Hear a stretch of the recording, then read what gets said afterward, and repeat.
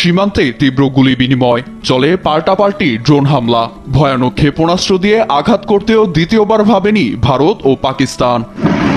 গেল 48 ঘন্টায় পরিস্থিতি যখন আরো উত্তপ্ত হতে শুরু করে, তখনই দিল্লি ও ইসলামাবাদের মধ্যে দেয়াল হয়ে দাঁড়ায় ওয়াশিংটন।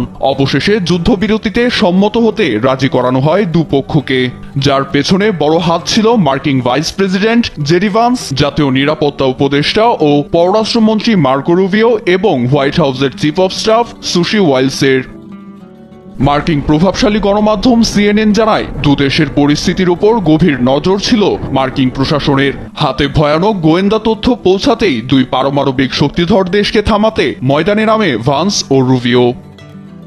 সংঘাত থামাতে মার্কিন ভাইস প্রেসিডেন্ট সরাসরি ফোনালাপ করেন প্রধানমন্ত্রী নরেন্দ্র মোদীর সঙ্গে। সংঘাত বৃদ্ধির ইঙ্গিত দিয়ে আলোচনায় বসে সমাধান খুঁজতে বলেন ভান্স। অন্যদিকে দুদেশের পররাষ্ট্রমন্ত্রীর সঙ্গে আলোচনা করেন মার্কো রুবিও। তবে মার্কিন প্রতিনিধির হাতে থাকা সেই গোয়েন্দা তথ্য কি ছিল তা উন্মোচন করেনি ওয়াশিংটন। এদিকে মধ্যস্থতার জন্য পাকিস্তান ট্রাম্প প্রশাসনকে ধন্যবাদ জানালেও কোনো মন্তব্য করেনি ভারত।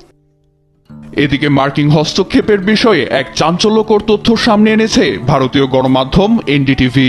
জানায়, পাকিস্তান পরিচালিত অপারেশন বুনিয়ানের জবাবে দেশটির পারমাণবিক স্থাপনায় হামলা হতে পারে এমন সন্দেহ থেকে যুক্তরাষ্ট্রের শরণাপন্ন হয় ইসলামাবাদ। আরও জানায়, মার্কিন মধ্যস্থতায় সামরিক হটলাইন ব্যবহার করে ভারতের সঙ্গে যোগাযোগ করে পাকিস্তান। এভাবেই চতুর্থ যুদ্ধের দ্বারপ্রান্ত থেকে সরে আসে দক্ষিণ এশিয়ার দুই পারমাণবিক শক্তিধর দেশ।